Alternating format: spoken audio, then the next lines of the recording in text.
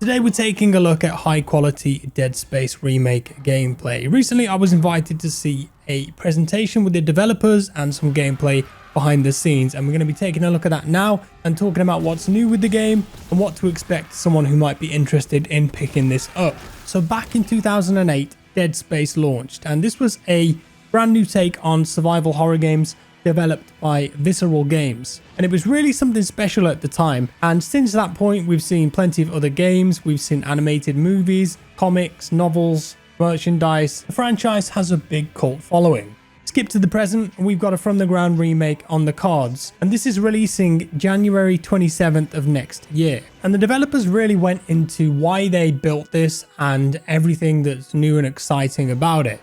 So they wanted to be faithful to the original game and stick to its horror roots, and they had three important pillars that they were going to stick with: the immersion of the game, the setting, and the strategic action. And they wanted to hold on to the fact that there were very few cutscenes in the game, and you're on the edge of your seat from start to finish. You never want to let go of the controller, and it's just intense all the way through. And they're preserving that with this remake. So we've got that Event Horizon style setting still. It looks fantastic, I have to say. They've got the strategic action from the first game. And what they mean by that is that shooting a monster in the face is no longer enough. So you've got to think about the dismemberment. That was one of the big gameplay mechanics of the original game, and that is still here. But it's been enhanced slightly, and we'll talk about that a bit later on in the video. So Motive, who are developing this, wanted to stay true to the original material. So that meant that they've respected the vision of the original game, and it's been fully rebuilt on the Frostbite engine, and it's for Generation 5 and PC only. That means that you can't play this on an Xbox One or a PS4. It's only for PS5, Series XS, and PC.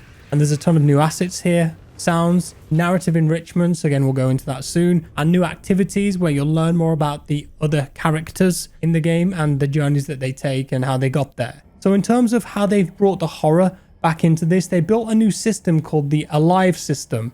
And in the game you play as Isaac Clarke. I'm sure you guys know this if you've played the original. And they say that in the remake he is more human than ever. So you can hear his heartbeat, you can hear his breathing, his exertion, and that's all based on the stress levels that he's feeling to give you feedback in real time as a player on Isaac's mental, emotional, and physical state. And that will inform you on how to play the game. And within that, they've built a new systemic horror system. And this is a new feature called the Intensity Director. The way they described it, it kind of reminds me a bit of the AI director that they had in the original Left 4 Dead. And this is like a new encounter and spawning system, which will dynamically adjust what shows up in your game in front of Isaac Clarke's path. So it can choose which necromorphs to spawn, how they choose to attack. It can choose to affect the environment around you, like the lights, the smoke, particle effects, even sounds at times. And I think this will also add a bit of replayability to the game.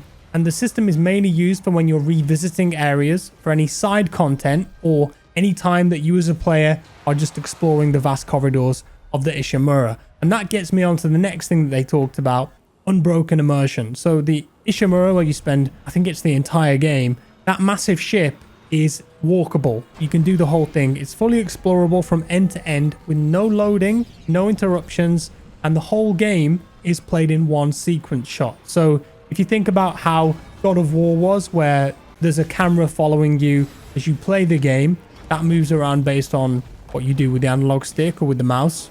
But then whenever there's a cutscene, it kind of slides into the cutscene without any cuts. So it would appear that the whole game is one continuous shot. Very cool.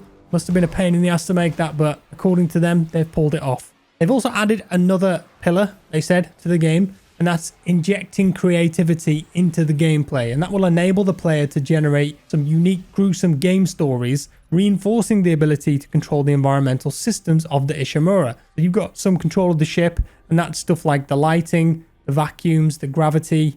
I imagine there'll be more gameplay opportunities with physics now that technology's moved on a lot since that 2008 release. Frostbite's got proper physics in, so maybe a bit of destruction stuff. We'll have to wait and see. So the dismemberment, if you played the original, you know how cool that was. And in here, they say that it's been improved. Headshots will barely slow the enemies down. And that means that strategic severings of limbs when you're under pressure is a necessity for survival. I remember there was like a thing that you could use to put the enemies in stasis and then carefully pick off the limbs depending on which necromorph you were going up against. That kind of gameplay is back here. As I said, they mentioned that it's been improved too. And they've got this new peeling system on the monsters that you'll fight. So the monsters have all sorts of different layers on them, and as you shoot them in different areas, bits of flesh, tendons, that'll all be coming off, bones are going to break, things are going to tear and shatter in shocking new ways. And they said that that's adding a whole layer of precision and depth into the combat for more gameplay opportunities and better synergy with whatever weapon you choose to use. They also mentioned that they've taken a community first approach with developing this game, where players were at the center. Apparently early in the conception of the Dead Space remake, they created a community council, and this was composed of hardcore Dead Space fans, and they gave them